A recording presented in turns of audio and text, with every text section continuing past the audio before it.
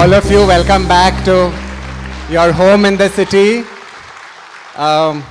Queer, not queer, we love you all, we welcome you all. And this is just some of the stuff that we're doing. As I've said, Pride is a year-long celebration here. So everything you see on this stage that is going to happen now is a continuation of all of that. One of the biggest things we did last year, actually at a group level, was to begin to collaborate with our businesses to actually track and measure our headcount of LGBTQ employees. So if you can just see on the slide, if we can have the next slide, Rolly. We actually now have more than 200 and I think 18 LGBTQ people. Of course, there are hundreds who have chosen not to share. These are 218 out and proud employees who have chosen to share this with the group as well. And we publish all of this data in our annual report. I think we might be the only company that actually publishes a very open and transparent data-informed annual DI report as well. So watch out for that. You can see our old version on our website as well. Of course, we want hundreds more to join us. We want the hundreds more who are at Godrej and not out to feel safe enough to perhaps share that with us. And this is something that we'll be keeping on doing. And you know, this is an image from this very stage from 2017. Besides just creating a safe space for queer Godrejites, this campus over the years has become a safe space for the community. Some of you, were any of you here in 2017 when we did this UN Free and Equal report? Is Salil here? I know, yeah, Harish was here. I know Srini was here. Yeah, Praful is here as well. Yes, of course, right? So this is, we collaborated with the UN to launch the global standards for treating LGBTQI employees all over the world fairly. And as you can see, Radhika and Nisa, who are in this picture and who look exactly the same right now, and Keshav, who's also in this picture, looking, none of them have changed a bit in the past 8 years, were very much, and who are also the key funders of what you're going to see here today as well, right? So Neera and Deval, where are y'all? They're not in this picture, but they're also our collaborators today. And this is their second home. Just 2 weeks from now, we'll be doing the Dasra Philanthropy Forum here. I don't know why they took their office in Lower Parel. They should have just sat here. Given the amount of time you are here, just move in, guys. Get a room. So, you know, we've all been collaborating and making this happen. So what you will see here is actually historic and epic. But as we hope you will understand, it's built on many years of all of us working together, imagining some of this change individually as well as jointly. We can have the next image. This is from the next year where we launched a Trans Inclusion Manifesto. Again, any of you were in this room when we did this as well. Yeah, how amazing. After this, so many companies actually use this manifesto to bring about change in their organizations as well. What you see on stage is just one of the many things we will do for the community in the months and years to come. I promise you, in the words of Badshah and Sonam Kapoor, Abhi to party shuru hui hai. It's going to be absolutely incredible. And I'm again so glad that all of you are here today to be part of this again. Of course, keep on following us on our various social media. This is actually a resource that we've developed before what was scrolling through. We actually have a DI directory with over 600 resources that we've created for you. So if any of you cares about LGBTQ, about persons with disabilities, about gender, about any other manifestation of equity, please visit our resources, use the resources for your own. We have 600 right now, we want to go up to 1,000 as well. And so we want to keep on, because many people come to us and say, we want to do this, we don't know how. You know, we have the resource for you up there already. And you can keep on following us on all our other social media as well, because some of this we share on that. Okay, in case you thought I was going to be talking for 2 hours straight, or 2 hours gay, you're not mistaken. It's like how to get away. In the video, he's there, here he's there, he's not stopping to talk only. But right now, we're going to take a break from me and actually invite Nisa to give the opening remarks. After that, wait, I'm going to read that. After that, we have, as you can see, the launch of it's a complicated evening. So like, you know, if you need to go to the loo very badly, figure out how you're going to get out there. Otherwise, hold it in for the next 2 hours. After that, we have an incredible panel. Then we have Saurabh Kirpal, who's flown in all the way from Delhi to give us the special address. We have Aditya Garud, who has spent the past week in choreographing this incredible new Kathak dance piece just for us. And then we will go out, and there's art, there's books, there's snacks, there's all of this as well. Please, there's a Braille menu for anyone who wants. Just identify yourself to the volunteers, and you'll get the Braille menu to you. And with that, Nisa, come on up and welcome us formally. Good afternoon, friends and allies. Welcome. I'm feeling very joyful to be here today. I think given the sort of dissonant noise and chaos we've seen over the last few weeks, it's just wonderful to have. I think we should have that rainbow flag just up permanently now. And I'm really joyful that my 2 children are here with me today. Also, I went to my daughter's school yesterday to see her project, so I said, it's about time you all start to come and see our projects. I recently spent Diwali, which is supposed to be our celebration of light overcoming darkness, by reading Steven Pinker's book, Enlightenment Now, and I have copies for whoever wants to take it. First come, first serve, please don't fight.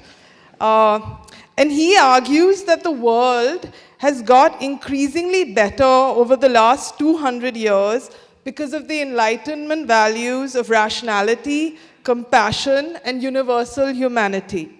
He shows us data across categories like health. Yes, vaccines have saved millions of lives. And things like safety, in auto safety, what happens when the seatbelt came. And, the slide's already up. And I really wanted to share his slide on LGBTQ rights for us to remember that despite recent rhetoric attempting to limit gender to binary definitions, our global LGBTQI community has achieved remarkable milestones. Since 1980, social acceptance has steadily increased worldwide, and in our own India, we have also moved the needle forward with the reversal of Sections 377 and the decriminalization of homosexuality. We are blessed today to have a few of the leaders of this Supreme Court challenge. May I ask Saurabh and Keshav to just stand up so we can give you a round of applause. Thank you for all that you do. And from the Netherlands becoming the first country to legalize same-sex marriage in 2001 to Thailand's recent groundbreaking decision on marriage equality. So maybe we'll now be looking more eastward for inspiration. And can we also have a round of applause for what Thailand did? We have witnessed progress. Over 30 countries now recognize same-sex marriage, reflecting a growing global understanding of love and human rights. Still, and Parmesh, when I sent him, I said, can you put this slide up? And I'm going to talk about Steven Pinker's book. He said, but things are still really hard. Don't gloss over that.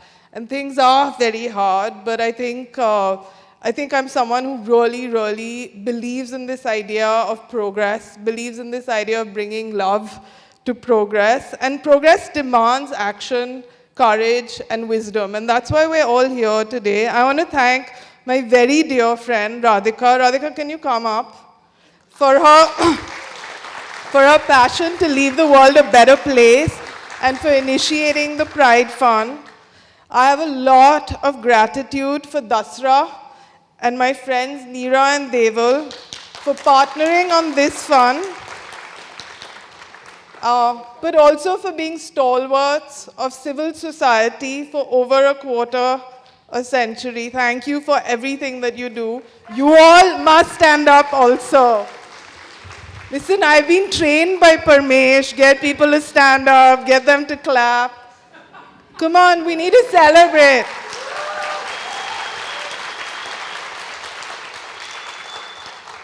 And last but not least, because he insisted, but no, really, truly, a big thank you to Parmesh and our DEI lab team for partnering Radhika and Dasra and for making Godrej a safe space where I'm proud to come to work, not just today, but for over a decade. So thank you for everything you do. We completely love you. To me, the Pride Fund represents our constitutional values of liberty, equality, dignity, and justice. And I hope it will, in the coming days, be a real force for good. Together, we must keep walking forward, illuminating paths of acceptance and love, and building a beautiful queer future. Thank you.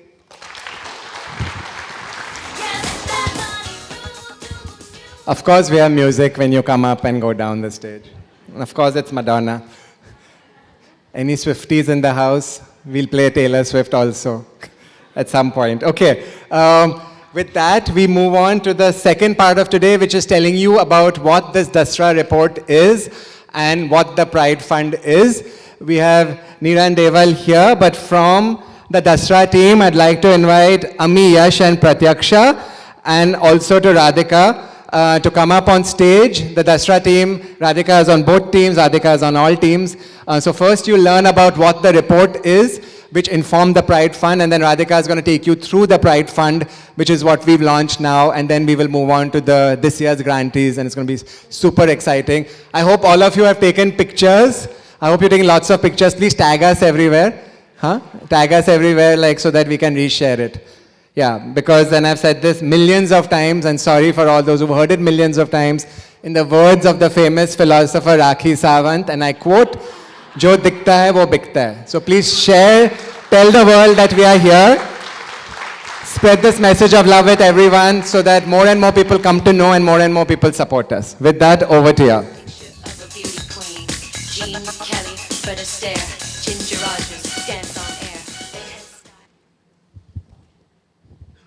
What does it mean to be queer in India?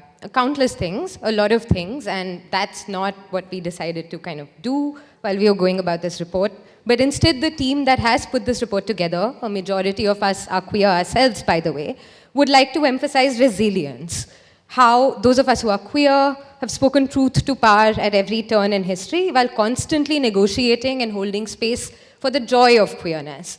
And as I look around the room, I'm really awestruck by how many of us are here today to build on this legacy of resilience and hope, whoever we are, whether we're queer or allies. And that's really what our report hopes to do. As exciting as it was to research this complex, dynamic space, it was also challenging to piece our work together in the face of data gaps, in the face of an absence of systemic mainstream evidence, and really the fact that this kind of inquiry has long been sustained by queer people themselves for queer people. But queer experiences, we find, reside first and foremost in the perspectives of those who have lived them. And this effort really wouldn't have been possible without all the civil society partners who have spent decades documenting evidence, amassing the sort of wisdom that only comes from practice, and just all the testimony and lived experience that goes behind making change happen. With that, also a shout out to our leadership and the incredible wider team at Dasra that has enabled this research and been the wind beneath our wings as we work on this exciting initiative with the rest of our partners. Our report, you'll find, is designed as a journey map for those of us who want to immerse ourselves in what India's queer trans communities need today and how civil society and philanthropy can sustain and bring progress to those aspirations. We open with a historical overview where we look at the policy and legislative milestones that shape the context of today. We then move on to a chapter where we use civil society evidence amassed again over decades to spotlight contemporary queer needs in India and imagine what kind of change is required as we move ahead. When we come to the present, we look to the civil society and funding landscapes that surround us in terms of trying to visualize the kind of on-ground support that has come from civil society organizations over decades to facilitate change, and really help all of you envision what this support looks like. So who are these organizations? What kind of work do they do? What are the different models of scale they've put forth? Who is in these organizations and things like that. And then we move on to the funding landscape, drawing on the nascent data on philanthropy for queer issues in India to really identify where the opportunity and need for support lie and converge together. We found some things that were really interesting and might help all of you visualize the need and the opportunity that is our call to action. such as a lot of organizations in this space, and this is not surprising to a lot of us who are queer-led, are populated by the very communities that they serve, and that is really the secret sauce of how they understand how this ecosystem is moving, evolving, and what is required. But what's also interesting is that a lot of organizations that do this work operate at the hyper-local level, offering last-mile grassroots support in a way that is pretty necessary in the face of the odds they face and the people they're looking to support. Which means that we must question how we think about scale, how we think about impact to really understand these needs, and we must look to civil society to point us in that direction. But some things that we really need to address as we move forward are that less than 1% of global funding for queer trans issues comes into India right now, as opposed to the 18% of the global population that we house.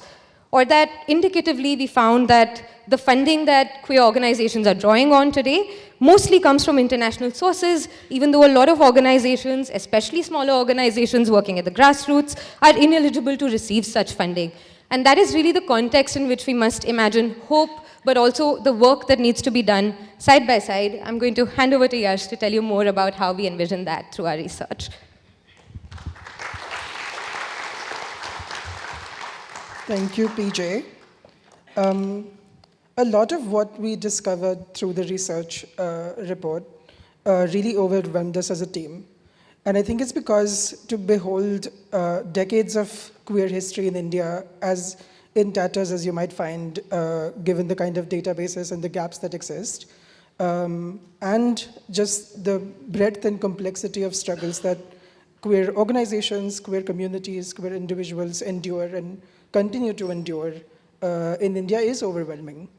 And which is why I think this report is a really important spotlight on civil society organizations, because what they do with all this sense of overwhelm is still persevere past it. And I think in that way they become the role models for what queer communities and queer movement needs to embody and learn from step by step. And what our research report has been able to do is identify some of those strengths, identify how that confidence is able to drive so much impact on the ground, build so many networks, and enable just progressive change for queer communities. One of the things, though, about how fascinating and amazing this resilience of civil society organizations is that it cannot exist in isolation. And this report, more than anything, we've hope will be an appeal for all the different stakeholders outside of CSOs that also have a role to play in ensuring the queer futures of India are bright. And so what we've been able to outline are 4 critical entry points for different stakeholders. First among which is universalizing access to just documentation that can enable access to fundamental resources, because in organized societies, documentation is the first validation. And we need funding, we need support for organizations, we need on-ground awareness to drive that in an organized, systematic way in order to enable that opportunity for queer people. Secondly, what we need to do is build more visibility, because representation is a kind of self-fulfilling prophecy in the mainstream. The more we're able to, with conviction, drive opportunities for queer people to represent themselves and their stories and their opportunities, it builds a habit, it builds a perspective for societies to engage with and integrate themselves into the system. Then what we also helped identify through this report is the value of community-led crisis responses. Because there's so much work that happens that these organizations, so many of them in the room today, continue to do and have done for the past decades at community level, and that's by design. Because a lot of the times when vulnerable populations are pushed to the margins, their linkages to the mainstream weaken. And then the first source of defense, the first source of support and safety that queer people can find are in community-led, hyper-local environments. So strengthening those environments, working and giving opportunities to organizations that are doing really grassroots work is quite valuable to how the Indian queer movement will take shape. And then finally, a gap that we noticed and we struggled with was a lot of lacking data. Just generally, a lot of organizations are not able to bring together the kind of resources, not able to mobilize consistent collection of data around queer causes, queer concerns, queer people, populations. And that makes a lot of challenges for organizations that want to scale, organizations that want to expand their operations into different locations. And so as a community and as an ecosystem, we need to really bring together that intention of building just databases for queer communities. I think these 4 cornerstones will be significant to how the queer movement is able to move past. I want to just conclude by saying I hope everyone in this room can remember a time when they were too young for any of this to be their fault. But now we're old enough, and now we know enough. And if we still don't do something, then it inevitably will be. I would like to invite, on that note, I would like to invite Radhika Piramal to talk about what is being done and what can be done. Before you go, I would just like one photo, please, with the Dasra team. So if we can get Neera Deval. Is Ami here? Ami? Please come and please grab a copy of the report. Nisa, where are you? Please, Nisa. Nisa, would you be kind enough to join us as a long-time Dasra supporter?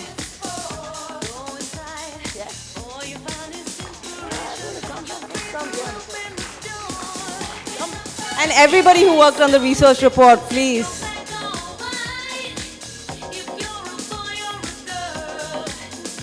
There's Akshay. Akshay worked very hard on this report. And let's have Keshav and Parmesh, please. You all have fun with this. And please come. Please, Akshay, Keshav, Parmesh. Parmesh?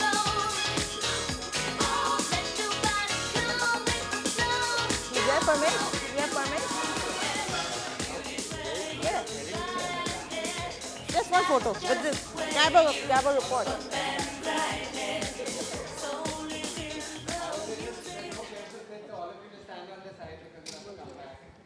You have one? You don't even have one? Okay, I'll share. Okay. A big thank you to the entire Dasra team. It's a first of its kind report, everybody.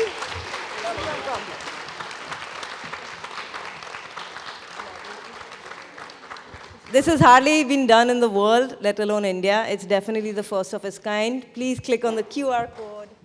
Please click on the QR code to download and read it.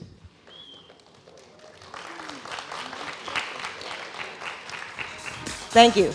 There are very few seats, so just grab a place wherever you can, and I will be inviting some of you back.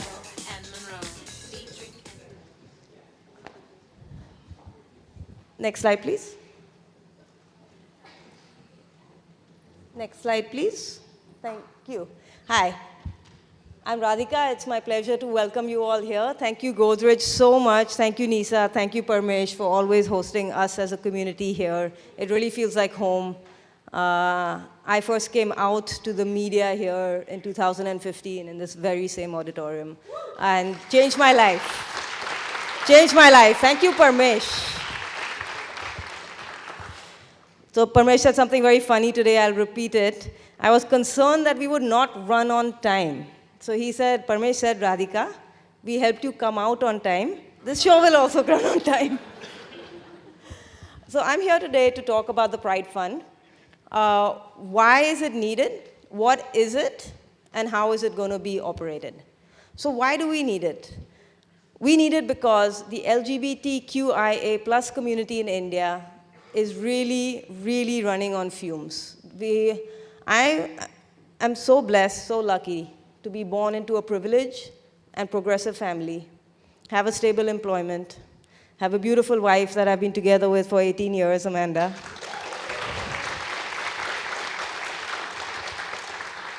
Have a good education and secure employment.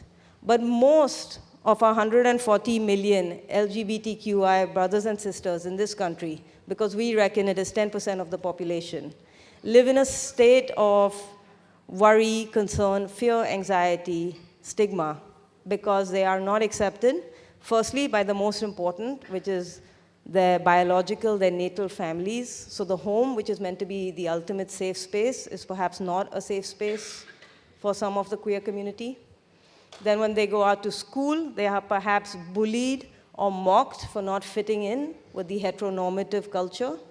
Then they go on to education. That bullying persists into the workplace. There are very few organizations in India that are as inclusive and accepting as Godrej.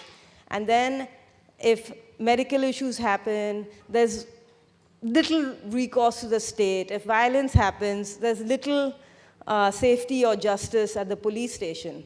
So who is serving this extremely vulnerable community? It is basically our community of LGBTQ leaders is serving our community who is suffering. So it is basically queer-led NGOs who are the only place, a safe place for some sort of support for so many people in our country who are suffering.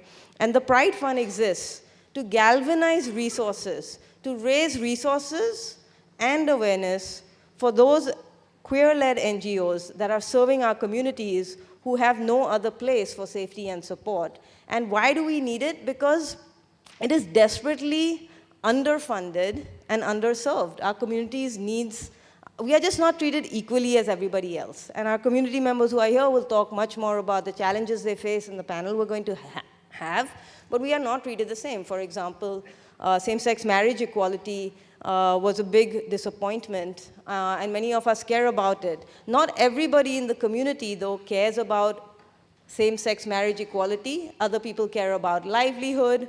Other people care about whatever issue affects them. But the truth is, we often are excluded or simply tolerated instead of accepted, and now we want to be basically treated the same. We do not want to be second or third-class citizens. We want to be the same. And we have a beautiful, expressive, creative, innovative, resilient community who just needs a bit of funding. So the Pride Fund brings together 3 philanthropists, myself, Godrej, and the Keshav Suri Foundation. In its first year, we will be funding 2 crores to 8 NGOs. This year, we will be seeking much more money from many more funders, from our straight allies. It's time to put your money where your mouth is. If you are putting up rainbow-themed merchandise in your stores or in your offices, if you have any queer relatives that you know about or perhaps you don't know about, or if you talk the talk of equality and dignity, now it's time to walk the walk with us. So when I come asking you for money, you will please say yes. And if you, yes, thank you. And if you don't say yes the first time, that's okay. I'll be back a second and a third.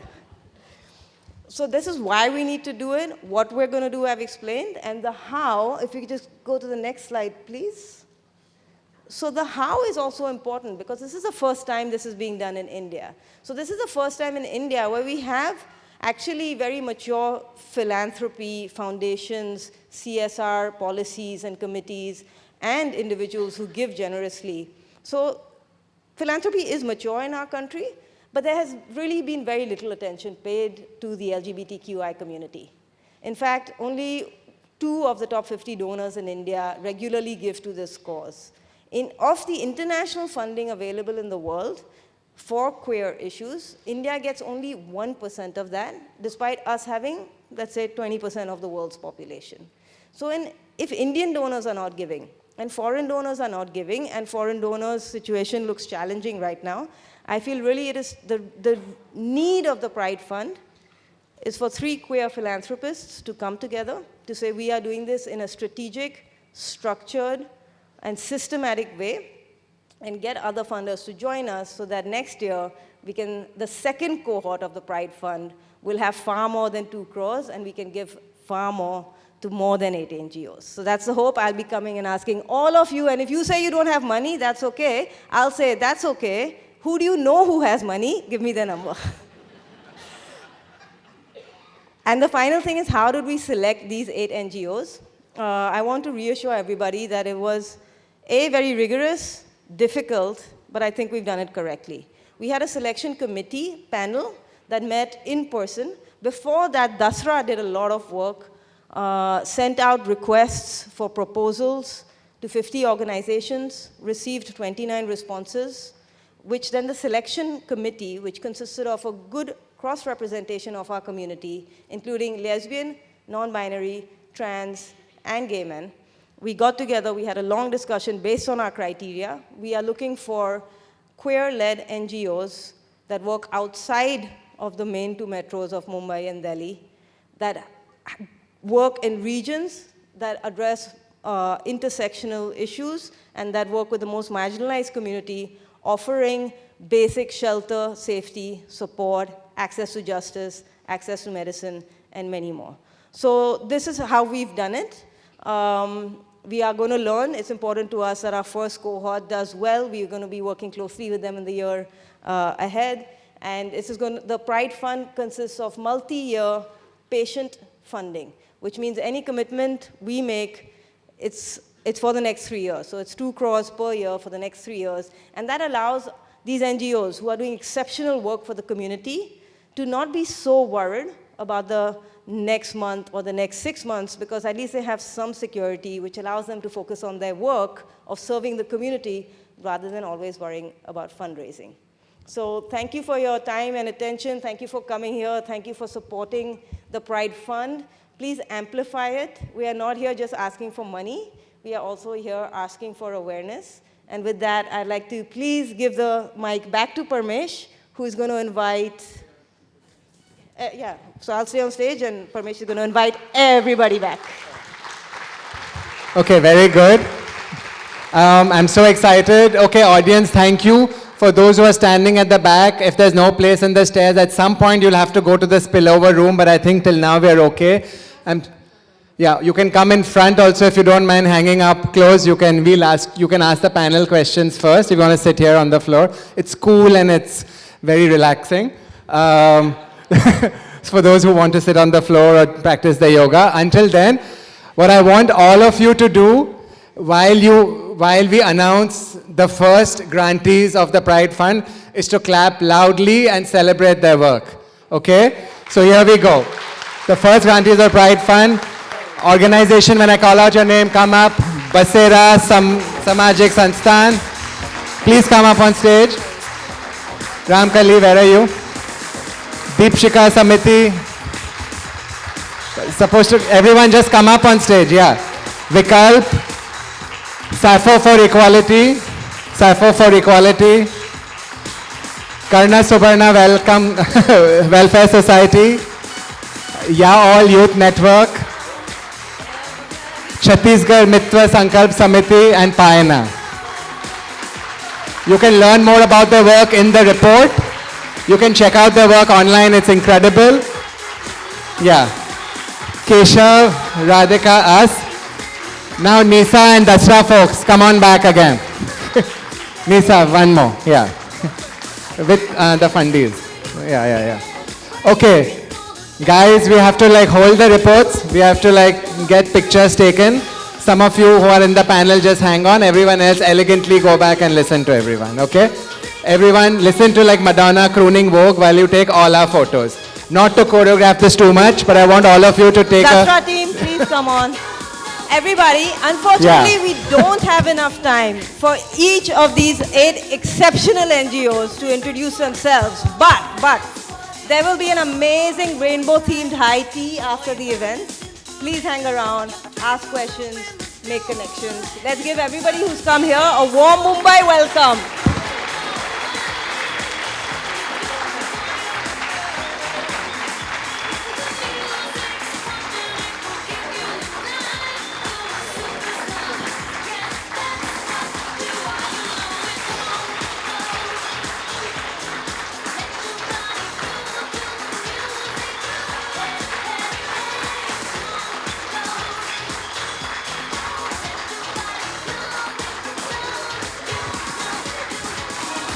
Amazing. Do one round of simple introduction. Later, we'll do later, yeah.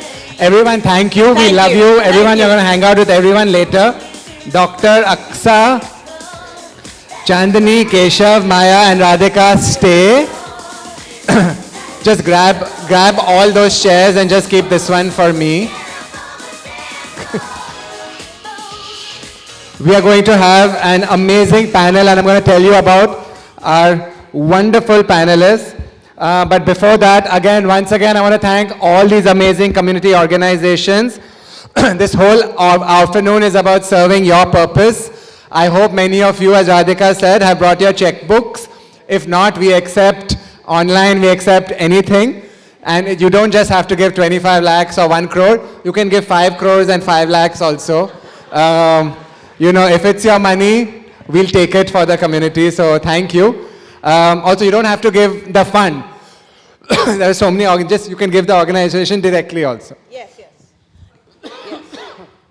Okay. I want to introduce our wonderful panel now. And team, if we can just have we can have some water bottles on stage for our panel as well. You can clap after I read out each of their intros, okay? So, yeah. So, Dr. Aqsa Shaikh is one of India's first transgender doctors, a professor of community medicine at Hamdard. I told you, wait, no one listens. Must be so many queer people in this audience, they don't listen only, huh? At Hamdard Institute of Medical Sciences and Research, Jamia Hamdard, Delhi, she undertakes research and advocacy for the inclusion of transgender and disability communities in healthcare. She played a very vital role in COVID relief and is also an extraordinary poet. Now let's welcome. If we are lucky, maybe we will hear 1 or 2 poems. If we are lucky. Chandini is the founder, member, and current director of Payana, a community organization of working class sexual minorities in Bangalore. Chandini is a well-known name in Kannada literature. Her interest in writing stems from her wanting to change the underrepresentation of trans narratives in literature. She's also associated with Karnataka Women Networks, working on violence against women. Chandini, welcome.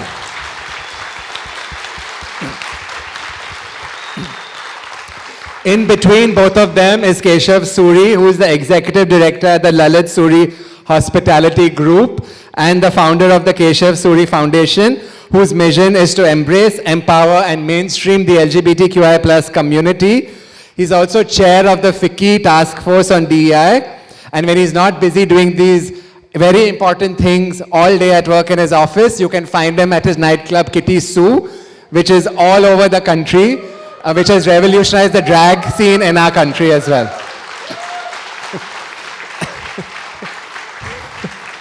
Welcome back. I mean, we should have opened a Lalit here, but now we have a Taj, so. Oops. Maya Sharma, again, welcome back, is an LBT and women's rights icon. With more than 4 decades of work in the field. How many of you are even more than 4 decades old? Maya ji has been doing this work for 4 decades. She's more than 70 but doesn't look a day over 35. That's because she's doing real work in the field, yeah. She works on documenting the lives of queer people from marginalized classes and geographies. She's currently program director at Vikalp, women's group in Baroda, which is a non-profit that seeks to increase women's and queer people's accessibility to health, education, and livelihoods. Please read her books. They've changed my lives. I'm sure they'll change yours too. I just wanted to do that, I ordered it for that only. They will change your lives too. So Maya ji, welcome back to Godrej. We love you.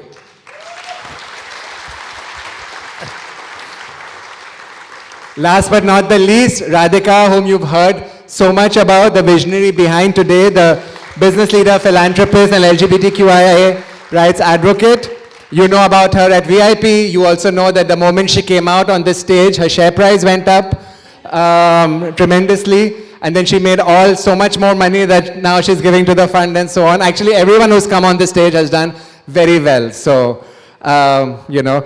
she serves as trustee of Give Out and Dasra. And she is right now, and we hope there will be many more, one of the few open out business leaders who happens to be lesbian in our country as well. So thank you. Welcome back again to all of you. And of course, me, whom you have probably enough of. Now we're going to do Pani with Parmesh with all of you.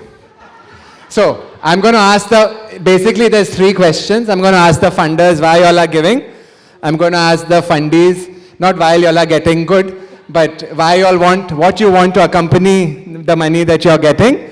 And then Aqsa, I will ask some deep question otherwise. Aqsa is part of our selection committee as well. So, first question is to Keshav and Radhika. Radhika has told you a little bit about us. Now, you know about why we created the Pride Fund, but what's your personal deal? Like, why are you doing this actually? Radhika, maybe let Keshav start first and then you. For those who are using the wired mics, hold them close to your mouth. Hi. Oh. Closer. Okay. It's for video. You know how to. Come on, darling. I know this very well. It's not my first time at the rodeo, Parmesh. But before I start, thank you, Nisa, for such a beautiful welcome. Thank you to the Godrej team for always welcoming us. Even though you ended up with Taj in this campus, a big mistake. But that's fine. That's fine. It's okay. It's, you know, things can change. Godrej owns the building. Taj just has a contract. Taj is managing, yes. So much so for supporting inclusive businesses. But I'm sure they're also great and inclusive. But thank you for that. Thank you for always being so brilliant. And I think this is one of the very few places where other than the Lalit and Kirisu, where I see so many queer faces, so many people from different intersections of our community and just thriving. And I love that. And also my team is all around and I see them as well being so well looked after here that I almost feel like they are working for Godrej more than they're working for us. But why did I do this is the question. I'll come back to the question, right? Because I have to let others speak. Something I keep forgetting, so keep reminding me. But I think that for me, the future of the world is India, and the future of India is queer. Yeah. And so I think that should answer the question in as least words as I could possibly use. Well done, Well done, Keshav. Now your turn, Radhika. I wonder if I'm as funny as Keshav. I don't know. My reason for getting so passionate about this actually came out of bitter disappointment and tears, and what I would call the very disappointing verdict by the Supreme Court on marriage equality for the lesbian and gay population. As I mentioned, I have been married for many years in the UK, and it is my dream to have a wedding in India that's not just a party, but actually recognized by the state. And so I was licking my wounds, I was disappointed, I wasn't going out much, and then I thought, no, let's do something, let's take action, and we have to show our resilience. And so perhaps what I can do, because I live in 2 worlds. I live in a business corporate world, and then I live in the beautiful rainbow world of our LGBT community. Maybe my role is to serve as a bridge between these 2 worlds. Maybe I can do fundraising from the Indian corporates, whether it is CSR from companies, whether it's donations from foundations, or from individuals, and then connect them to all the amazing people we have here, and that's really why I'm doing it.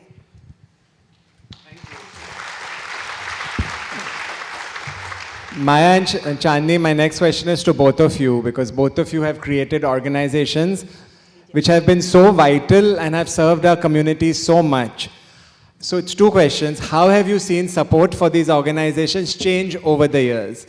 Means who was giving before, who's giving now, besides money, what are people giving, how are you getting support? And number 2 is, what do you expect from donors besides just money? So Mayaji, do you want to go first and then Chan? Yeah. Okay. Thank you. Thank you, Godrej. Thank you, Radhika, and thank you, Keshav, for giving us this opportunity to share our thoughts. It's a very rare occasion that we actually get to interact with funders on a platform like this and with such a terrific audience. So thank you very much, audience, too, for being with us and listening to us. To answer your second question first, perhaps I think what we are doing today, we can do more often. Listen to each other across the table, what the community feels and what the funders feel. Can there be a better communication between us so that our needs are met?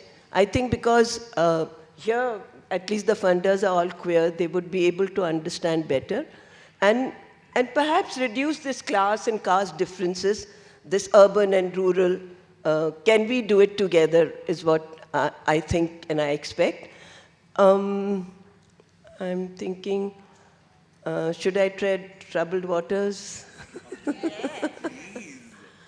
Well, I would really like it to have conversations on our differences. If you guys could create a platform where we could have these get-togethers and talk about, different viewpoints, so that we can come together, or even if we can't come together, at least we hear each other, learn from each other, what our experiences are, so that we can enjoy these differences rather than fight over them. So if it is possible, it would be a great idea to have such a conference where perhaps, maybe you can do it in a smaller town, where people, my community people with who I work, can also join in and speak in the language that we all understand. So I think that answers the question. Yeah, Chandini, before, I just wanted to share with her, when we were talking to Maya, she said, yeah, you're sending money, but when I invite you for Dandiya at my community center in Baroda, do you come? And I think that is also, I think that's something key, because our communities need our money, but they also need us to show up for each other across, and they need us to be present, and they need us to, we need to play Dandiya with each other more often, as much as help each other. I didn't mean that in a naughty way, gosh. You, all of y'all, you. No, only gay men, one-track mind. I know how y'all can play Dandiya together also. Maya ji has taught me, but never mind. Thanks, Parmesh, for adding that. How has the funding changed from before now? The government rules have really changed. So, funding always comes with a lot of tied up stuff, and that makes it hard. But getting money from abroad, from liberal organization, helped our work really, because we could revisit and could think with the funder. That was simpler. But now there's really no money coming. And we really struggle with the communities that we work, we contribute.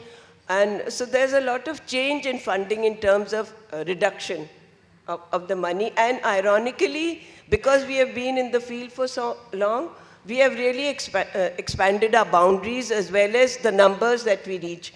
We are based in Baroda, but we actually cater to different people in Gujarat and the entire LGBTQIA, the whole community in a way, I would say, especially the female-bodied women or women. So we really need to expand and to reach out, because in Gujarat there are really no safe spaces where people can really come. And a lot of people, even though we talk of social media, for rural people, social media is not as accessible. So word of mouth and actually going and visiting them in their homes really gains trust. We've all been through this feeling of, scare, stigma. What if I tell them what I feel? Would I be accepted? It is very much still continues to be there in rural areas amongst the working class people. And I think even in the urban cities, it would be really good if we could get those funds and reach out and create more safe spaces for all of us.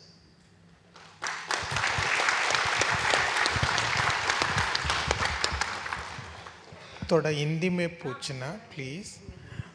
मेरा mother tongue Kannada है, तो I can manage Hindi. थोड़ा हिंदी में पूछे तो understand करके. हाँ, तो मेरा क्वेश्चन था कि आप इतने सालों से ये एनजीओ का कर रहे हैं, इतने सालों में क्या कुछ डिफरेंस हुआ है जैसे फंडिंग में और लोगों के एटीट्यूड्स में, और आपकी क्या एक्सपेक्टेशन है जब भी फंडर्स फंड देते हैं? सिर्फ पैसे के बिना ही नहीं, आपको कुछ और भी चाहिए कि नहीं? ओके, जो पयना जो बॉम्बे में मेरा भी बम्बई या हिंदी है तो ऐसा ही है। पहले हम थैंक्स बोल रहे हो Dasra and Keshav Suri foundation and Godrej. क्यों हम आज है इधर है, इसलिए हम as a organization as a community person बहुत स्ट्रगल करते रहते हैं अभी भी, मालूम बता नहीं कितना साल तक। क्यों? मतलब जो फंडर आइडेंटिफाई करने का बहुत मुश्किल है हमारा, क्योंकि सारा फंडर इंग्लिश में पूछते हैं प्रपोजल। हम लोकल लैंग्वेज बात करने वाले इंग्लिश अंग्रेजी बात ही नहीं करते, कैसा आइडेंटिफाई करो? बाद में और एक बात है, जो फंडर का जो ऑब्जेक्टिव रहता है ना, इस तरफ से हम प्रपोजल लिखना है, उसका अंदर कुछ करना है, वो छोड़ के कुछ करने को नहीं होता है। किए तो गवर्नमेंट का प्रॉब्लम है, सो फंडर भी एक्सेप्ट नहीं कहते। मतलब जो पयना ऑर्गेनाइजेशन है ना, हम नॉन स्पीकिंग इंग्लिश कम्युनिटी लोग जो स्टार्ट किया, I am coming from Dalit community, हम इंग्लिश बात ही नहीं करता है, सारा आइडेंटिटी है। हम एंटायर कर्नाटका 28 डिस्ट्रिक्ट में जो हम जो काम कर रहे, स्ट्रगल में अभी तक हम पहुँचे, इधर तक हम पहुँचे। Fast 15 years we are consider our organization not a NGO, community owned management organization। क्यों? मतलब हमारा कम्युनिटी लोग काम करना है, हम रहने, सारा डिसिग्नेशन में हम रहने। I am a director of the organization. मेरा बहुत नीचे से जो काम स्टार्ट हुआ, अभी डायरेक्टर तक हम पहुँच गए। इसमें स्ट्रगल में एक तरफ से स्ट्रगल ऐसा भी देखता है, एक तरफ से वो चैलेंज में हम चैलेंज करके आगे हम जा रहे हैं, यही है। बाद में क्यों? मतलब जो FCRA भी है हमको, पयना को, ये इजी नहीं है, ये प्रोसेस इजी नहीं है। हम FCRA लिया, फंडर का पास बात करता है, ये लैंग्वेज प्रॉब्लम फेस करता है, सब कुछ वो स्विम करके हम नेक्स्ट उस तरफ से हम गया। और एक बात है, फंडिंग आपका तरफ से हम मेरा एक्सपेक्टेशन बहुत है। क्यों? मतलब जो आपको बहुत प्लेटफॉर्म जो मिलता है, हमारा जो ऑब्जेक्टिव है, हमारा जो वो पे सोशल इंक्लूजन, आप कम्युनिटी को आगे लेके जाने के आपका तरफ से हो रहा है, प्लेटफॉर्म जो मिल रहा है, सोशल मीडिया, जो फंडिंग एजेंसी है, फ्रेंड्स है, जो दूसरे तरह का प्लेटफॉर्म है, उधर कम्युनिटी का थोड़ा और हाईलाइट करना है। मतलब बहुत खुश हुआ, मेरा गोदरेज कंपनी का अंदर सेकेंड टाइम हमारे, पहले 1 साल का पहले दसरा का साथ इधर एक प्रोग्राम के लिए आया। मतलब जो पिक्चर भी देखा, मूवी भी है, वो शॉर्ट मूवी भी देखा, कभी भी नहीं देखा ऐसा में। एक कंपनी में वो कम्युनिटी रहे तो ओपन से बात ही नहीं करते थोड़ा लोग, उसका प्रॉब्लम है, एजुकेशन विजिबिलिटी का प्रॉब्लम भी है। मतलब इधर ऐसा नहीं है, ये एनवायरनमेंट अच्छा है, ये एनवायरनमेंट अच्छा रहे तो ये स्ट्रैटेजी को नेक्स्ट कंपनी भी यूज़ कर सकता है। बाद में पयना आज कितना ऑर्गेनाइजेशन जो सेलेक्ट हुआ यही साल में, ऐसा बहुत कम्युनिटी ऑर्गेनाइजेशन को आगे लेके जाना हमारा रिस्पॉन्सिबिलिटी है, सोशल इंक्लूजन का आपका भी रिस्पॉन्सिबिलिटी है, यही मेरा expectation. Thank you.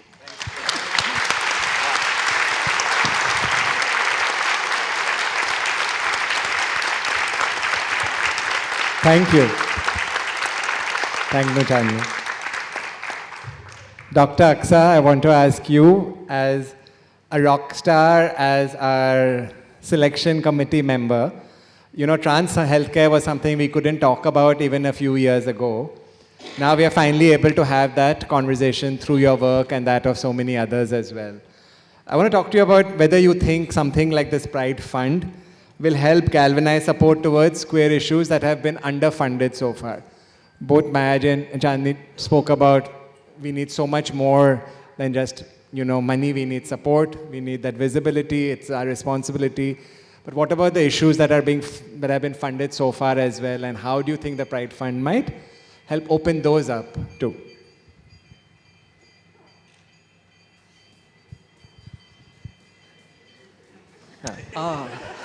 That was your special opening music before you start. Wow. I thought it was intentional because you said Taylor Swift and then I was like, some bhajan is being playing. Okay. As Aqsa has come with her, yeah. Okay. Hi, good evening, everyone. And first of all, thank you for coming. The view from here is spectacular. I have been just, staring at all of you. It's like a galaxy of stars, of queer folks, and you are my inspiration, all the people who are sitting here. Some states also. हाँ वो भी है, ठीक है. No, just joking. So, after listening to the people who are getting the money, people who are giving the money, people who are facilitating the process, and someone who was part of the discussions that happened a few weeks back on, the allocation process and how the vision of the entire fund. And I felt that I was in a budget secretary's meeting, like finance secretary's meeting, where these folks are deciding. They were actually behaving like Sita Raman. And they were like salted hai to itna kar do, sweetened hai to, like popcorn. And no, but on a serious note, I really felt that, though we had only a pool of 2 crore rupees of money, which is not much, and we had, as you can see, 29 NGOs, and then we shortlisted almost 8-9 of them, and then we had to decide.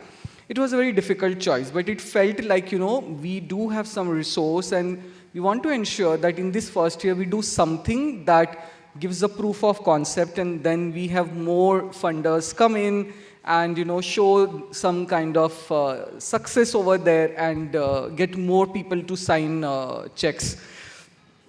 When it comes to funding previously, of course, this is the first time that we have something like Pride Fund India. I don't know if it existed. I mean, it did exist in some pockets of fundings coming from private philanthropists, from companies, maybe some coins thrown by the government in the form of the budget. Did anyone notice the discussion on queer budget this time? I'm sure you have heard reams of paper on tax cuts, etc., but you didn't hear anything about allocation for 140 million that you estimated queer people. We have nothing. In fact, the usual thing about, budget being given for trans welfare was also not much in highlight because we know that last year's budget is also not utilized. We know about what's happening with some of the projects like Smile and Garima Grah and how they've been opened, but we couldn't even sustain them. I mean, this announcement actually comes at a very critical time. Let's address the elephant in the room, and that elephant has a name called Donald Trump.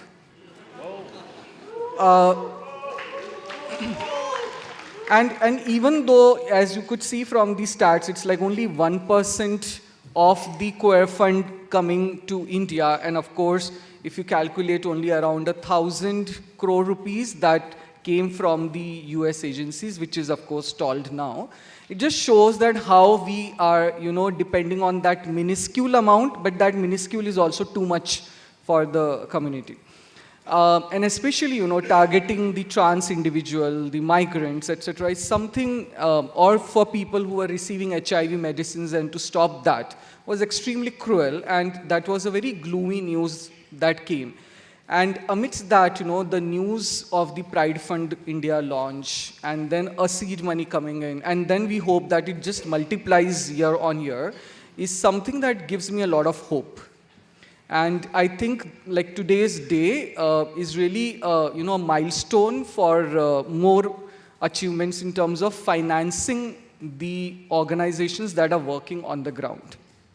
And I remember during the discussion process, we are looking at organizations which are doing real grassroots work. They may not be very famous. They may not be always having Instagram pages with, thousands of likes, but they are the organizations that are doing real, grassroots work. And then to identify those talents and to really, we were fighting with each other, ki, no, this organization is doing good work, let's give them some money and, sustain them and ensure that they do better work next year, was something that was, the spirit. So I am someone who always feels that money divides. And therefore, I keep myself a little away from money business. But then, when I looked at the vision of the people who are starting the funds, and I was having this discussion with Maya also, I was like, I have optimism that these are good-hearted people, and let's, stand behind them, support them, and ensure that next year that 2 crore becomes 200 crores. Yes. And it's very much possible, with Radhika coming to all of you. What about the organizations, areas of intervention that are so far not there and that you feel hopeful and, about? When we were looking at some of the proposals, what was really interesting is that it's not the usual stuff that they're doing. It's not always about ki roti kapda makan, which is very sad that we still have to depend on organizations for that. But, work like melas, cultural aspects, art fairs, movie screenings, going to the people in the remotest areas and talking about awareness, ensuring that they have the capacity to come out. Those were some of the very interesting things, and especially I'm very attracted to the use of art, culture in ensuring that the dialogue happens, because stories are the way that we really touch people's hearts, and especially convert them into allies. And I think a lot of projects are going to incorporate that in the project. So that was very fascinating. I want to ask one question to all of you and then maybe some from the audience depending on how the team indicates. This event is called India's Queer Futures. I want you to all tell me what kind of a queer future are you imagining and what do we all have to do in this audience to help you achieve it. Chandini, आप अगर start करोगे, आपका queer future का dream क्या है और हम सबको क्या करना है उसे reality बनाने में. And then the rest, yeah. आप पहले.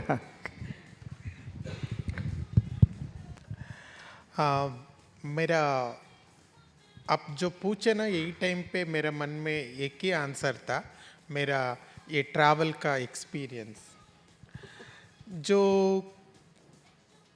कभी भी नहीं सोचा मैं ललित में स्टे करते ऐसा नहीं सोचा मैं. क्यों? मतलब जो कभी भी जो हम कंपनी का अंदर गए तो अलाउड नहीं करते हैं, लोग अलाउड नहीं करता है. बाद में जो होटल का नज़दीक भी हम नहीं जा सकते हैं, गए तो वो मांगने के लिए आया ऐसा भगाते हैं. मतलब मैं बहुत टाइम फ्लाइट में जो ट्रैवल किया भाई यही है मेरा रिमेंबर ट्रिप जो हो रहा है. क्यों? मतलब एयरपोर्ट में 2 जन आके मेरे को पिकअप किया, मेरा लगेज लिया, होटल का अंदर आने का टाइम पे जो ऐसा आरती किया, कुमकुम लगाया, बाद में जो कैंडल लाइट जो किया, रूम का अंदर गया, बहुत शॉक हुआ मेरे को. लव लेटर भी था रूम का अंदर मेरे को. यस, हाय चांदिनी जी, वेलकम ऐसा बोल के मेरे को बहुत, मैं दिल से 3 जनों को वीडियो कॉल किया, मेरा friend Revathi and Banu and one more friend. वो बहुत एक्सपीरियंस है. मतलब जो हॉस्पिटलिटी में जो टेक केयर, ये पूरा ऐसा मेरा कम्युनिटी होना है, ऐसा होना है. हम भी ह्यूमन बीइंग्स हैं, क्यों नहीं होता? क्यों नहीं होता? गोदरेज में इतना लोग जो काम कर रहे हैं, जो ललित में मेरा फ्रेंड, कितना जन हमारा लोग काम करता है, यही सोशल इंक्लूजन है. मैं कभी भी फिर से हम अगेन एंड अगेन हम बोलते ही सोशल इंक्लूजन ये होना है. हम अपॉर्चुनिटी दिए तो हम कर सकते हैं. इतना ज़्यादा प्लेसमेंट होना है, ओके ये फंडिंग में ऐसा होना है, मतलब हम थोड़ा ध्यान में रखना है जो स्ट्रैटेजी में कौन कौन छोटा छोटा जो कम्युनिटी ऑर्गेनाइजेशन विजिबिलिटी नहीं है वो लोग को थोड़ा ध्यान में रख के दिए तो वो लोग भी ग्रो अप हो रहा है, वो अच्छा तरह का जो काम कर सकता है, वो ये मेरा दिमाग में है। वो अच्छा माइंड वो जो टाइटल जो बोले ना वो अच्छा है। हम पहले बार सुन रहे हैं, पहले बार हम जो स्टार्ट किए ना जो प्राइड फंड, जो प्राइड मतलब क्या है वो एक प्राउड से हम बोल सकते हैं। हमारा कम्युनिटी भी ऐसा फंड कलेक्ट करके फंडिंग एजेंसी जैसा दे सकता है, क्यों नहीं होता है, क्यों नहीं होता है? ये प्राउड है, प्राइड फंड इससे प्राउड फंड है, we proud we. Thank you.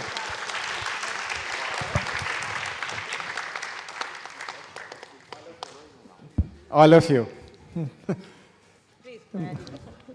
Maya ji, what is a queer future to you and how can we all be a part of it? जाननी तूने बहुत कुछ कह दिया, अब शब्द ही नहीं है इसके आगे कुछ कहने का। वाकई में जाननी बहुत बहुत अच्छा लगा। तो मैं तो अगर सोचती हूँ मेरी कम्युनिटी के साथ, तो मैं चाहती हूँ कि हमारे पूरे अल्फ़ाबेट्स नहीं चल रहा है शायद, तो मैं चाहती हूँ कि हमारे जितने भी अल्फ़ाबेट्स हैं LGBTIA+, सब हम एक और अच्छे से घुल मिल जाएं और हम लोग सब अभी बहुत हमारे लेटर्स इनविजिबल हैं। मैं चाहती हूँ कि हम सब बहुत उसी तरह से विजिबल हो पाएँ, ऐसा कुछ जादू हो, ऐसा कुछ हम कर सकें।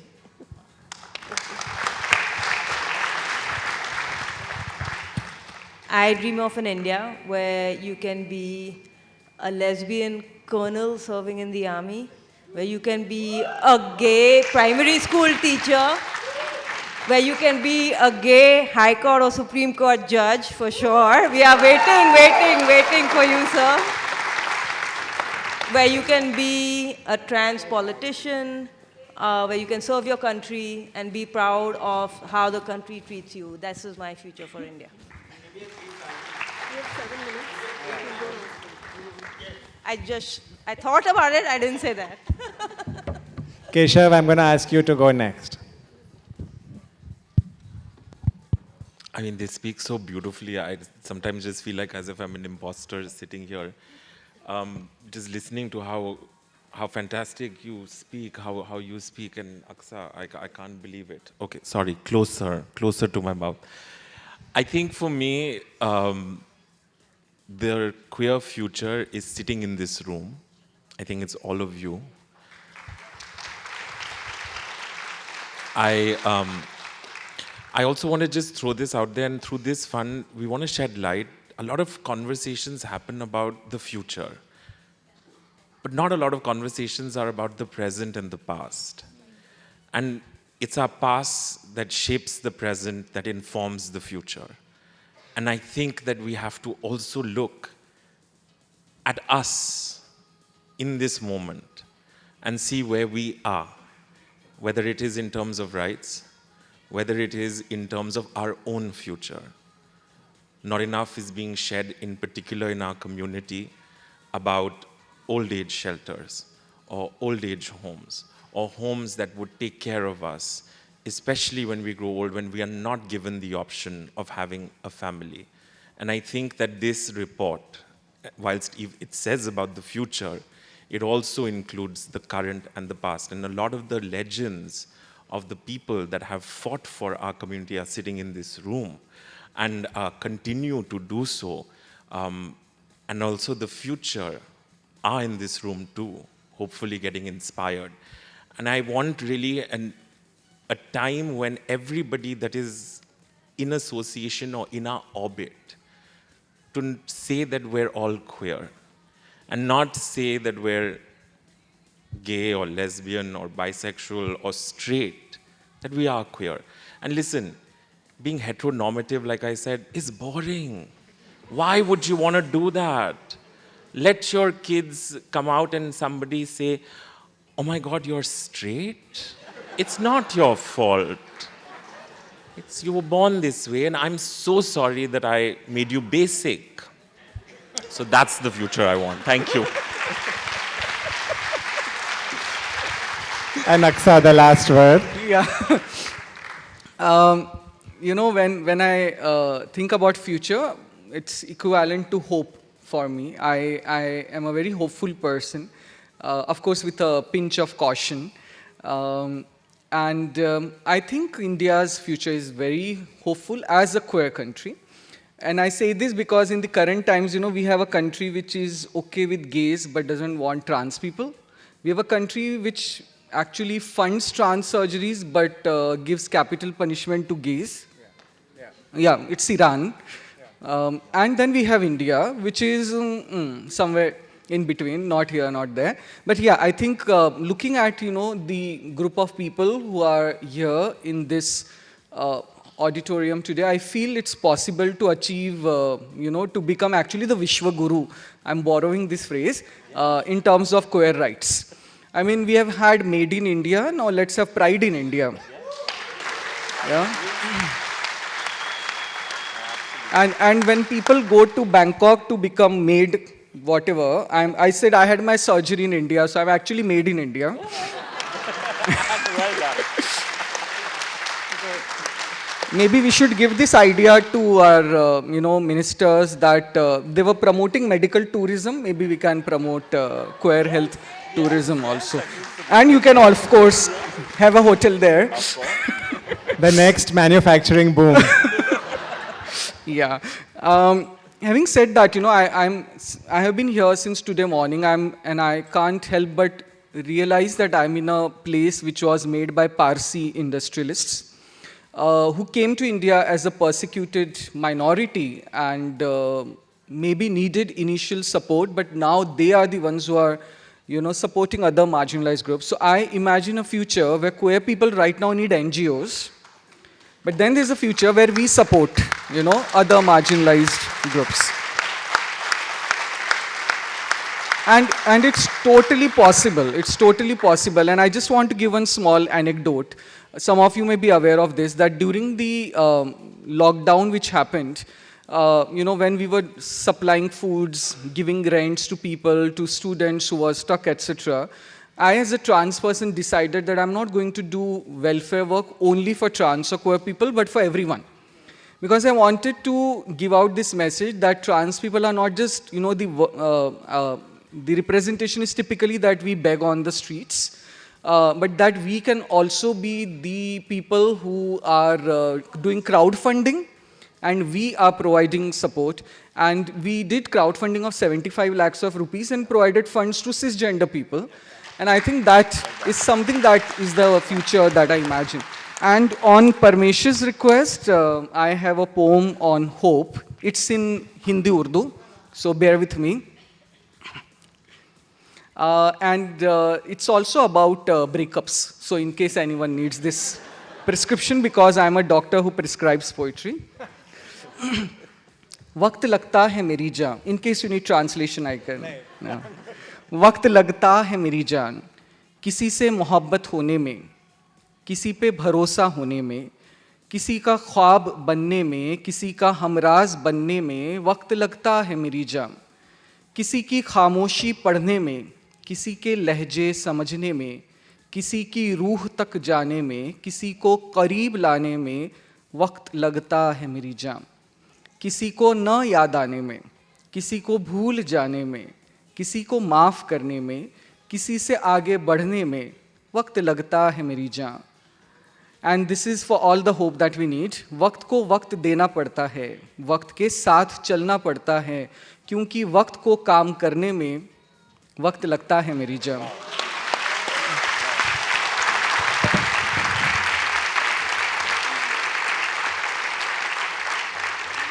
Thank you.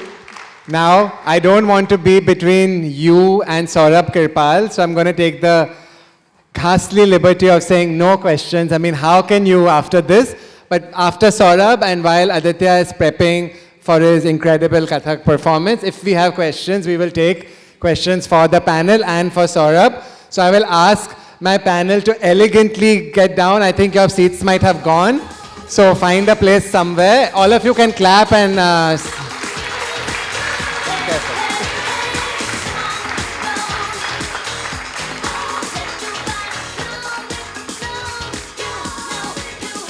Yeah, if the team wants to clear the chairs while I introduce Saurabh, or maybe we'll do that afterwards. I am very excited. I will ask you to keep on clapping, so just relax for a few seconds because you're going to need those hands to clap. Our special guest with these incredible remarks. All those who are leaving, you're missing like a Supreme Court lawyer and whatever, but you know, go. Saurabh Kirpal, amongst other things, the author of the wonderful book, Who is Equal? He's someone I admire very, very, very, very, very much. He is a practicing senior advocate at the Supreme Court and at the Delhi High Court. He was the counsel for Navteej Johar, Keshav Suri and others in the case that led to the reading down of Section 377 of the Indian Penal Code. He also argued the case seeking recognition of same-sex marriage before the Supreme Court. Queer legend here in the flesh, just for us, Saurabh Kirpal.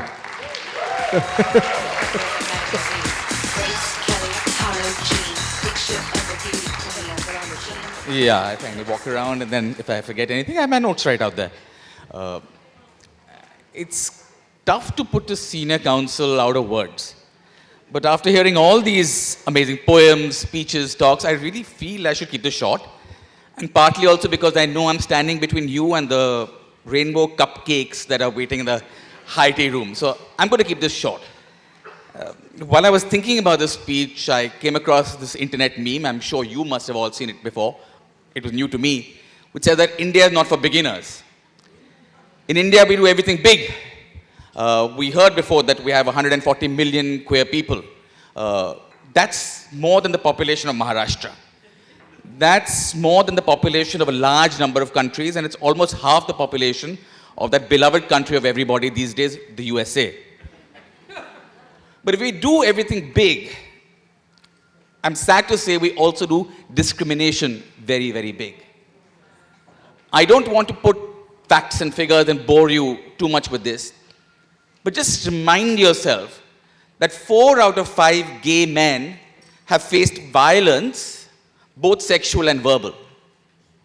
In the case of women, that same percentage faces sexual violence, often at the hands of the people they love most. In the case of the trans community, probably that figure goes up from 80% to 100%, plus is the lack of options that they have. You can either be, with a few notable exceptions, a beggar, or you can be going to sex work. So this is the position we live in. And this is not something we can actually abide. We need money to change this. We need funds to come in, and I'm grateful to all of you, Dasra and the 3 foundations who have given the money. But in spite of that, we will only have a little bit of money that we need to improve lives. They pointed out that only 1% of global funds for the LGBT community come into India.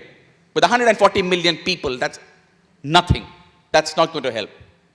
So maybe I'm going to help Radhika and make an appeal today to people to give money for queer causes. And of course, we had a media interaction earlier, and people were asking, well, why the queer community? We live in a country with desperate needs. There are the Dalits, the minorities, there are people underprivileged who all have a claim for these funds. So why should queer causes get any of this money? So I'll give you some of those reasons that came to my mind. To anyone who has a relationship with a queer person, someone with a lesbian niece, with a gay cousin or a brother, with a trans friend, next time you look into their eyes, tell them that I'm giving money so as to I support you. Give it for that family member. Give it for that friend. To a person who doesn't know a queer person, whichever rock you live under, I say give it out of humanity. You live in India, can you honestly want to live in a country where when a trans woman goes to register a complaint in the police station, rather than having the police take down her complaint, she is brutally assaulted in that police station? What does that say for your humanity? You can do better, give us money. To a person who is possibly most cynical, I'd say give it for economics. In this pink pyramid that we live in, there is wealth everywhere. The moment you empower the queer community, we will spend money. We will become model employees. We saw in Godrej, once you are out and have the ability to be out, then you perform better. Everyone does better together. So this is why we need the money from all of you.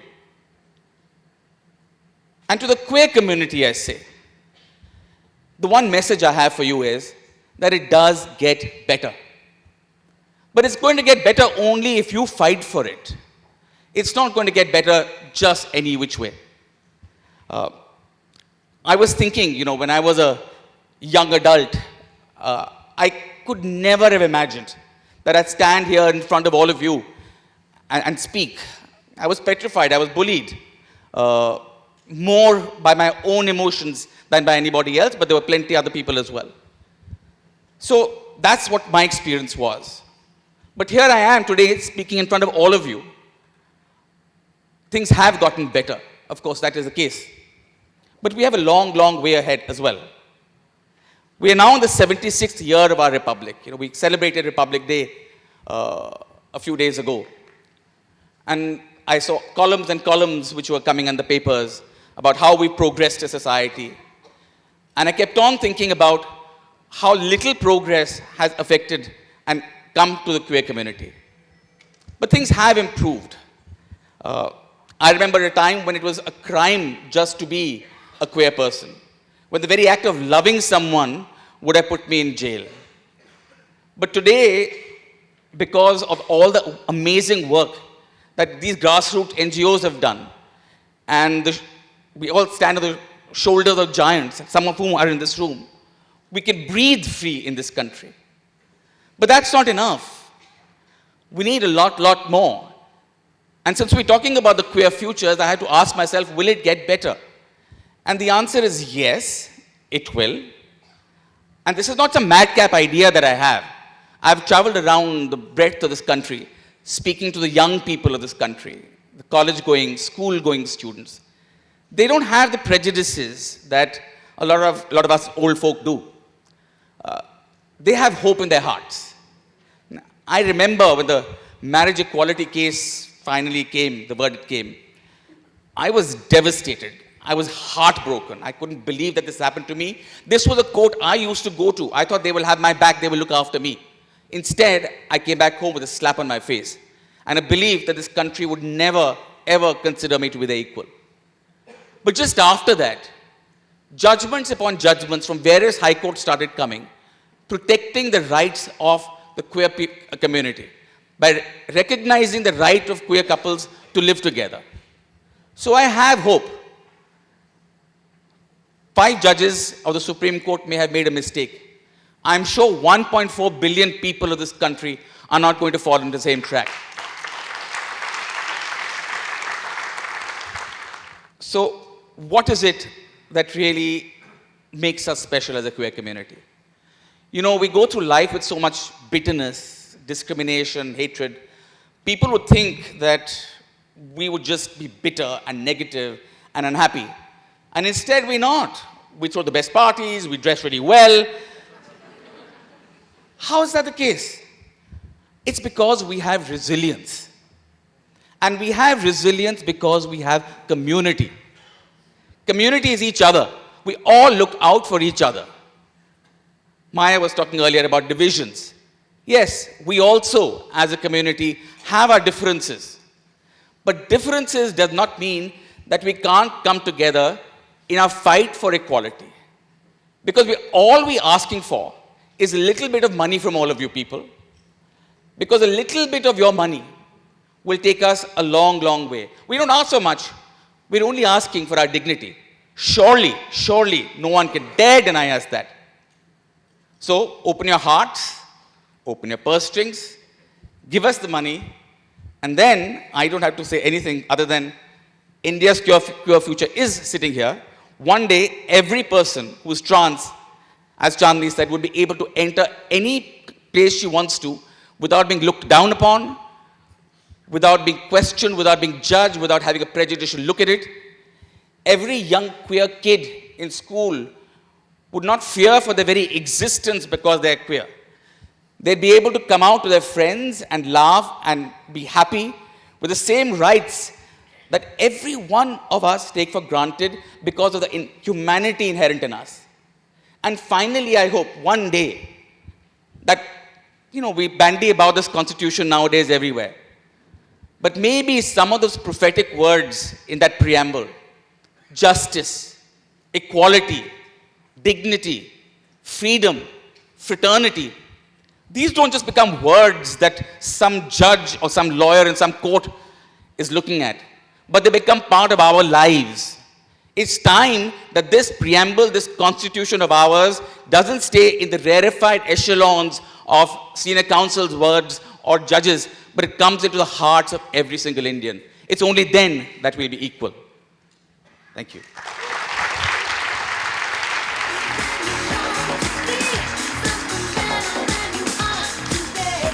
Saurabh, I'll request you to stay on stage while the team clears the stage for Aditya's performance.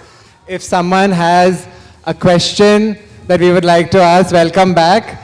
Yeah, or if someone wants to share something from their own life, I'm going to ask it to the two grantees in front, actually, who were not part of the panel as well. Yeah, both of you.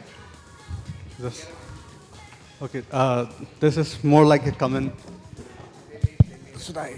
This is more like a comment. And to the Pride Fund, hi everyone, my name is Saddam Hanjavam and I'm from Manipur. And through the fund, just before the news of the fund came, I lead an organization called Yaol, which is based in Manipur. And just before that, our organization was supposed to be closed down. I don't know if many of you know what's happening in Manipur, but in that corner of the country, many people are dying silently. Many queer people are dying silently, and many organizations and collective are dying silently. Our organization, seriously, were on the verge of collapsing, and we thought that we can no longer move ahead. So when the news of this fund came, it was like a relief that, we have a hope that instead of running, I had been running around all over the country asking for funds, asking for money, that, I started neglecting my health. I was harassed, I was put in a police custody in my own state. And definitely, it happened in December, now it's February. I was on a break for one whole month in an Ayurveda ashram in running out from my own state. And that is the state of a person who has been fighting, for 7 years. It happened to me.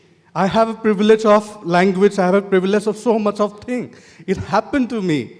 What about other people who cannot speak up? What about other people from different parts of the country? And lastly, I'm so thankful, not only to Radhika, not only to Parmesh, not only to Godrej, not only to Nisaba, and everyone, Keshav Suri, Amma, everyone who's there, Harish, who I know everyone is there. But I'm so thankful to all of you. This gives me hope that when I go back home, I will be more stronger, we will be more powerful, and we will be so strong together. Thank you so much.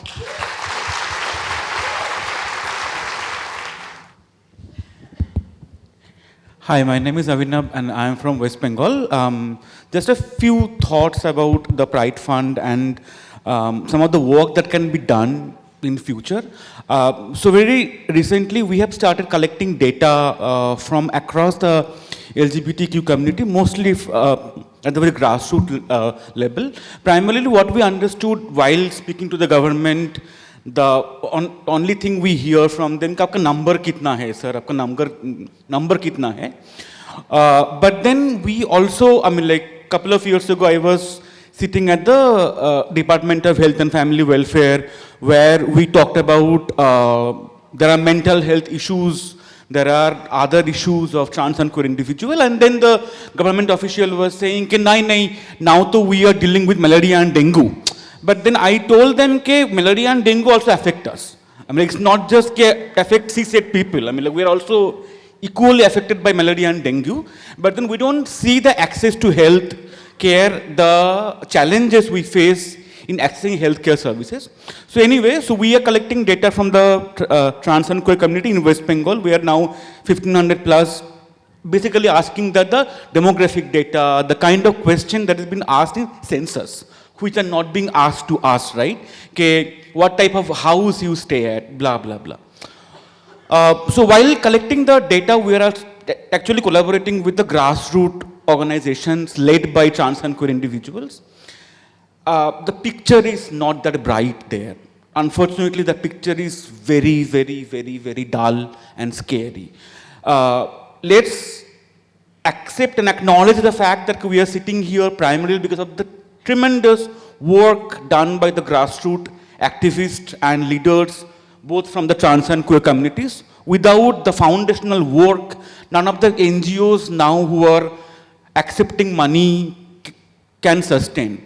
So, in order to survive, we need to make them survive. I have been working with the grassroots organization for many years now.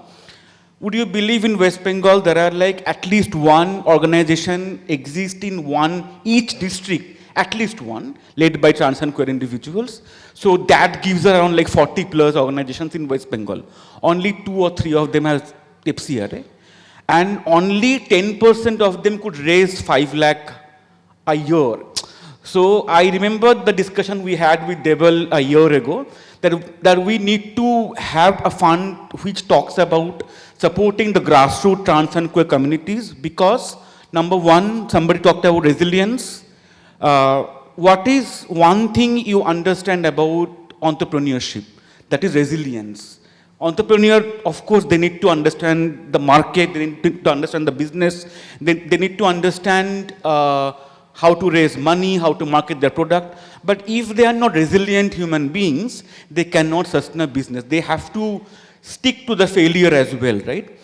The trans and queer leaders at the very grassroots, they are resilient human beings, because they are the ones who have been working for many, many decades without any resources. So if you are looking for trans and queer entrepreneurs, they are the one. You start with them because they are the resilient human beings. They know failure, they have lived with it, they have drank tea with resilience, they have ate their rice with resilience. So let's also create some more compassion and of course funding for the grassroots trans and queer communities which are actually struggling without much resources. Thank you very much. Thank you, Abhinav. Thank you, Saddam. Thank you, Saurabh. Thank you, everyone. I'm going to now introduce one last comment, and then I'm going to introduce Aditya, whose performance is also on resilience. So it's actually quite interesting how this thread is weaving itself. Yes. Hi, my name is Koel. I'm from an organization called Sappho for Equality. We've been working for 25 years on queer trans issues. I'm the second generation leader, and while I stand here, I stand for people who do not get the mic. I stand for people who are not as privileged as once we are sitting here, with our class privileges, with our caste privileges, with our people back home, I know for a fact, don't get rented apartments because they're Muslim and queer. People don't get jobs at offices because they did not finish their schools, and they could not finish their schools because they were in government schools where they were harassed and sexually exploited. I stand here for people who face violence at workplace every day. While I was looking at the PPT behind and Parmesh was speaking, I was thinking of people who hold their pee for 8 hours straight because they cannot go and access a loo because there is no loo in their workspace. So as we speak, we also have to understand that you and your pride will only be effective if it is intersectional. And intersectional is not just a word that we use in places like this, but it is something that we live by. I want to really thank this entire endeavor, because we are tired of asking money from foreign funders and work on the conditions and terms given by them. Also, with the FCRA clampdown, it is very difficult for organizations who do effective work to continue to do that. So I think if money comes from within the country, it's better. If money comes here, and if it's faith-based funding, if it's funding that is based on the idea of trust and faith and the goodwill of organizations, I think effective work will happen. But also, while you are giving in money, also try and hire people from queer trans community. Give us spaces to stay. People do not have spaces to stay. Give us, loans at banks. These are also some of the things that as queer trans people we're facing every day. And natal family violence is on the rise. So while you sit here, go back home and look at a queer person or a trans person who's facing violence and stand up for them. Maybe that way, even if you don't give money, you'll be able to contribute to the community. Thank you. Koyal, thank you. Thank you. I'm very, very happy now to introduce for the second last thing on this for this evening. There's going to be more. Our performer Aditya is a Kathak maestro who blends tradition with modernity, and his performance today, Rhythm of Resilience, has been specially curated for us. It's a solo Kathak performance that embodies the unyielding spirit of the human journey. It's set to a soulful melody with Punjabi and Urdu lyrics by both a male and female singer. The piece weaves brilliance and profound storytelling to explore both the highs and lows of life. It embraces inclusivity and transcends gender and shows us the universality of all human experience. I'm going to tell you a little bit more because not everyone might be familiar with Kathak. Yeah, Aditya, do you want to come and share this instead?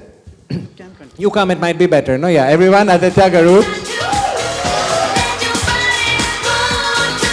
So I think as dancers, we warm up before performing.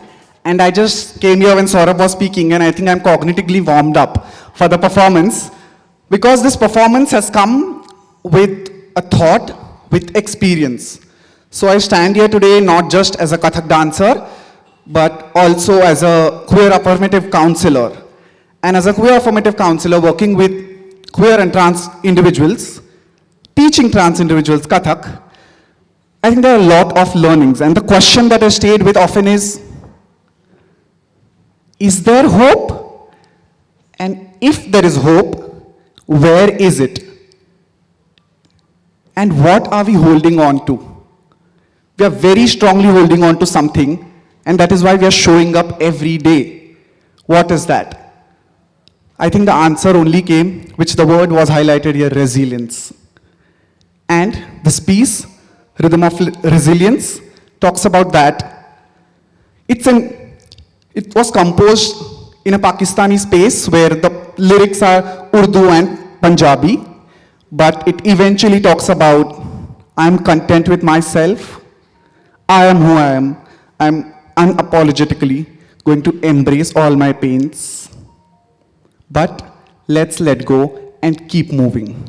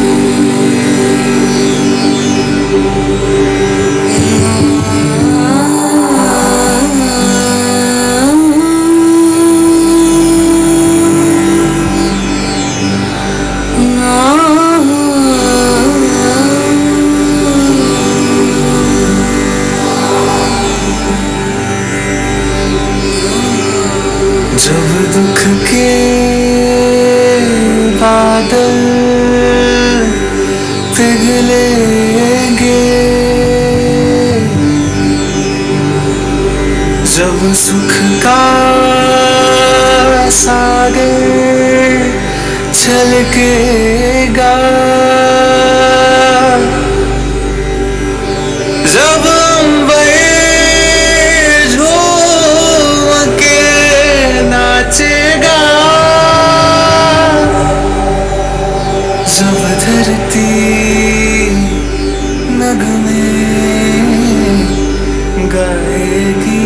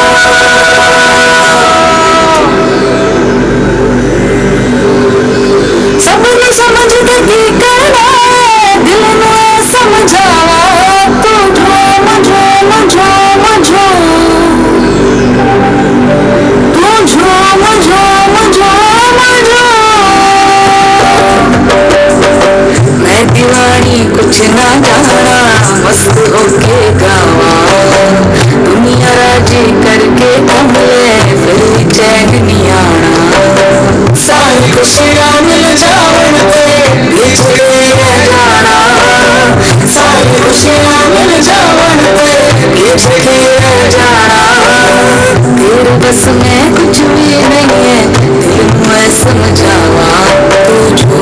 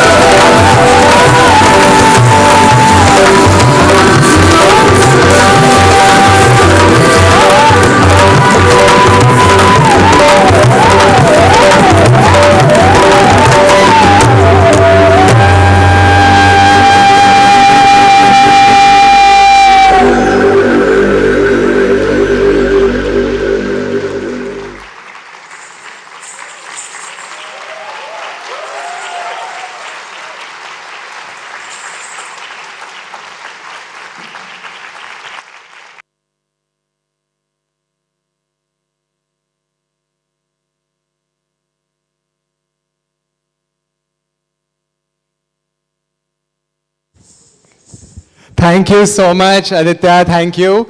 If guys, girls, everyone, if you can just hang on for one bit while I say very, very important thank you. First, can we clap even more for Aditya Garud for that electrifying performance on resilience.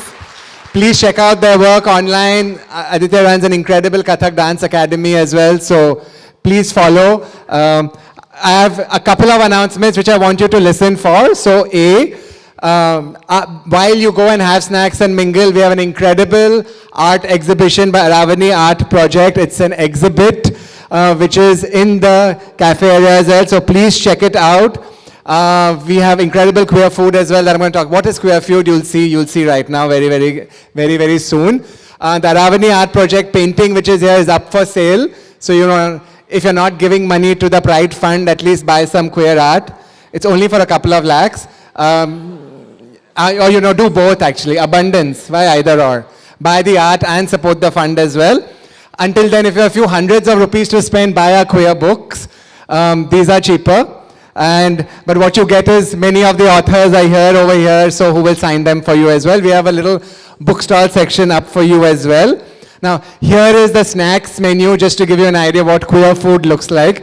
It's just the same as regular straight food, but with better names. So, Aditya, Nacho Meri Jaan is for you. We have queer chat GPT, because of course. Crimson Crush, Bruschetta, Dhak Dhak Dhokla, Queer Dhokla is better than just straight Dhokla, and so on. Of course, you know, what? Yeah, Kabhi Khushi Kabhi Kokam is my personal favorite, because who doesn't want Kejo references in everything that we do as well, right?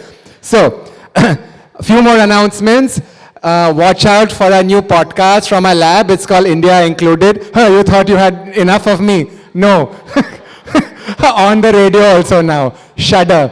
But it's going to be a good show. There are other people talking also besides me, and I talk less in this. So please check it out. It's coming out soon. If you enjoyed being here, you know, we do things not just for queers as well at Godrej. We have Women's Month coming up as well, which will have lots of events. But, you know, we have one of them called Women at Work, which is on March 7th as well. If you want to come back, you can register, you can go to the link, you can scan this gigantic code on your phones right now, or just, you know, follow us and we'll like bombard you with it as well.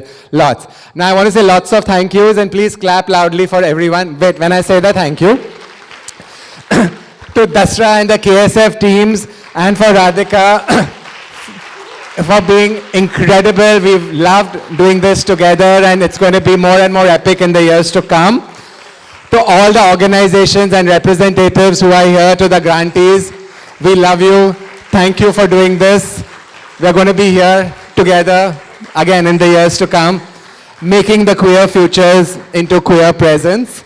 To all the artists and performers, Aravani Art Project, Aditya Garud, everyone, and to all the teams who made today very special, to the volunteers across the group, to the IT team, to the admin team, to our catering team, to our Corpcom team, to the Tyson Foods team who has given us yummies snacks. Please take photos and put it online. To our security team, facility and support team, to Madhu, our sign language interpreter.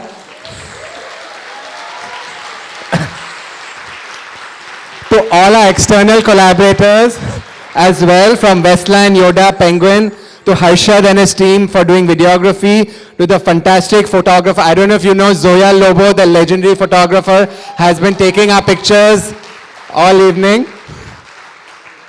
Zoya, please, award-winning legend, please. Someone take Zoya's picture also. Zoya has been taking our picture.